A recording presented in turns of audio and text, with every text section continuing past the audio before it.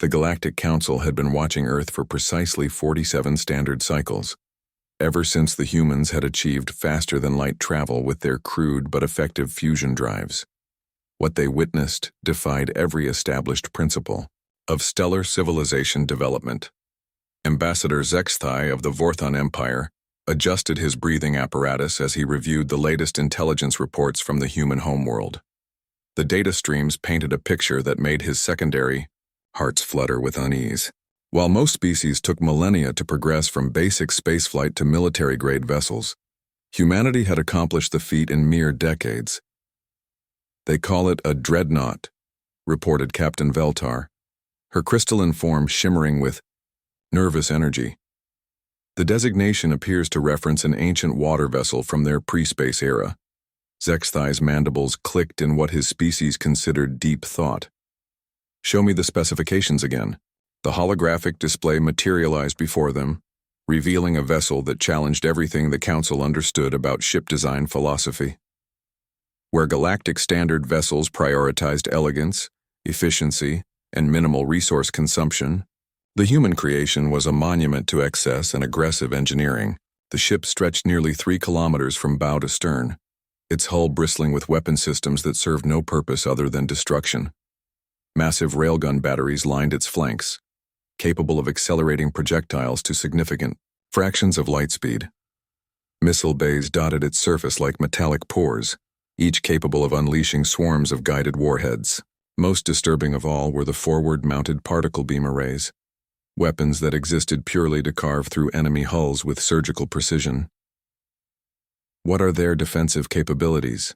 Zexthai inquired. "Primitive by our standards, yet somehow more effective," Veltar admitted reluctantly.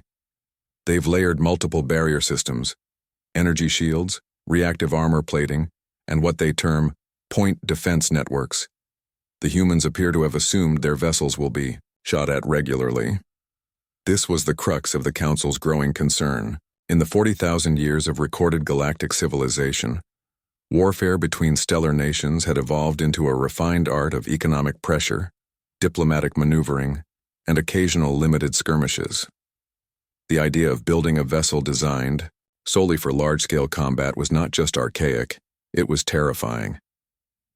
Admiral Sarah Chen stood on the bridge of the UES Indomitable, humanity's first true warship, watching the star field through the main viewport.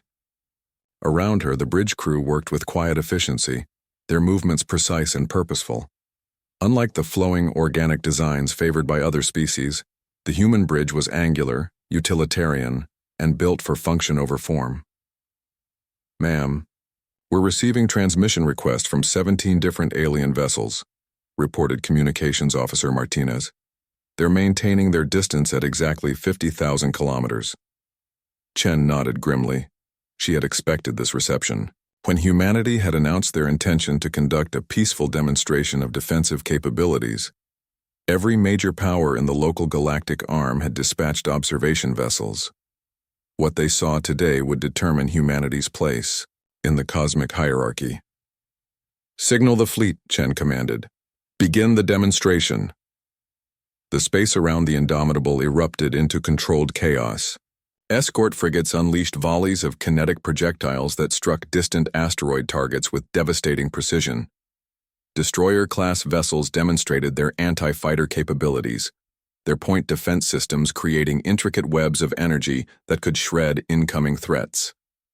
Cruisers revealed their long-range bombardment potential, their heavy weapons reaching out across impossible distances to eliminate targets with clinical efficiency.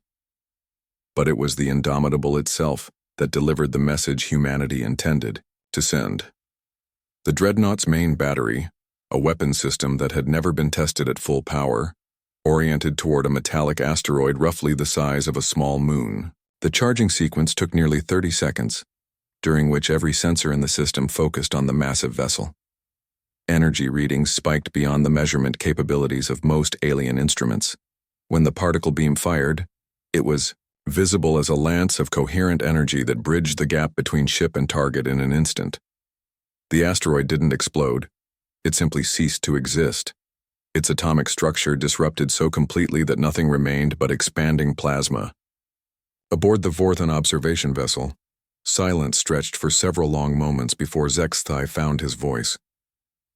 "Calculate the energy output," he whispered. The ship's AI processed the sensor data with mechanical precision. Estimated energy, release equivalent to the total annual power consumption of a Class 7 civilization, discharged in 0.3 seconds. That's impossible. No species could generate that much power without— "Sir," Captain Veltar interrupted, her voice strained. "I'm detecting similar energy signatures from their escort vessels. Smaller scale, but the same technology."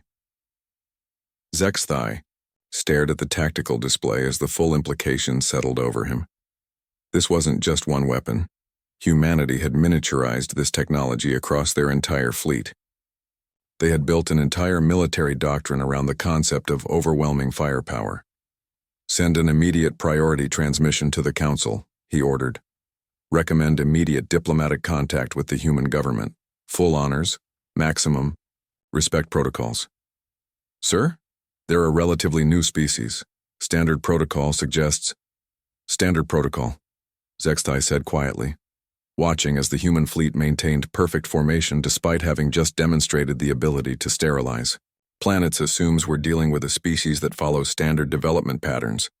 These humans have weaponized their star's energy output and mounted it on a mobile platform. We are no longer the apex predators in this region of space." As news of the demonstration spread through galactic communication networks, a shift occurred in the cosmic balance of power. Trade routes were quietly rerouted away from human space, not out of hostility, but out of a newfound respect for boundaries. Diplomatic pouches began arriving at Earth's orbital stations with offers of alliance, technology exchange, and mutual defense pacts.